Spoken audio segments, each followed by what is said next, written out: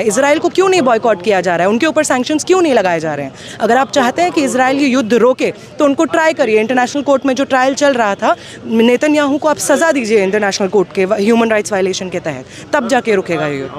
फिलिस्तीन में जो नरसंहार चल रहा है उसको जिस तरीके से देखना चाहिए कि जितने भी ह्यूमन राइट्स वायलेशंस कर सकता था इजराइल, वो सारे ह्यूमन राइट्स वायलेशन करके, हॉस्पिटल्स को बॉम्ब करके, स्कूलों को बॉम्ब करके, बच्चों बूढ़ों सबको निस्तेनाबूद करके, ये कहना कि हम सेल्फ डिफेंस में ये सब चीज़ कर रहे हैं। 1 साल से आप सेल्फ डिफेंस कर रहे हैं जिसमें हज़ारों लोगों की मौतें हुई हैं। अगर पूरे दुनिया के देश आज साथ में आके इजराइल के ऊपर प्रेशर नहीं बनाते हैं, वो तुरंत सीज़ फायर करे, तो ये बहुत ही हमारे लिए एज अ ह्यूमन सोसाइटी बहुत ही निंदनीय चीज़ है, बहुत ही अफसोस की चीज़ है। मानवता की जंग आतंकवाद के खिलाफ है। फिलिस्तीन की जंग, इजराइल कह रहा है ये मानवता की जंग है और आतंकवाद के खिलाफ है। आतंकवाद उसे कहते हैं जब आप किसी सरजमीन पे उनके लोगों को वहाँ से खदेड़ करके वहाँ पे जो ज़मीन है वो उर्वर भी नहीं आप छोड़ते हैं।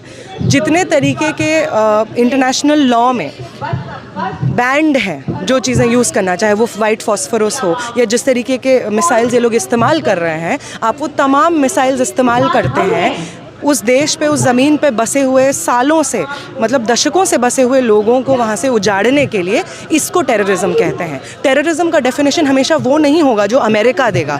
टेररिज्म का डेफिनेशन वो नहीं होगा जो अमेरिका समर्थित देश देंगे। टेररिज्म का मतलब ये होता है जब आप इनोसेंट सिविलियंस के ऊपर, मासूम जनता के ऊपर लगातार 70 से ज़्यादा साल हो गए हैं, आप लगातार उनके घर उजाड़ रहे हैं।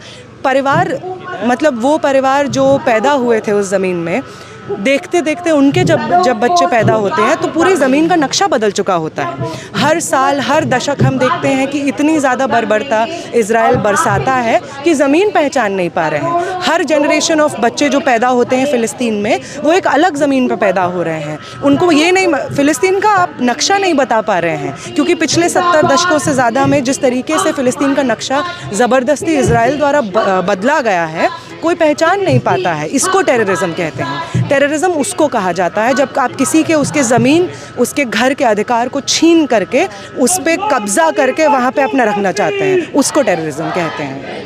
पूरी दुनिया इसके खिलाफ है, लगातार प्रोटेस्ट हो रहे हैं अलग-अलग देशों में। यूनाइटेड नेशन कह रहा है सीज़ फायर होना चाहिए, उसके बाद लगातार इजराइल हमले कर रहा है, उसकी बात नहीं सुन रहा, क्या वजह है? उसकी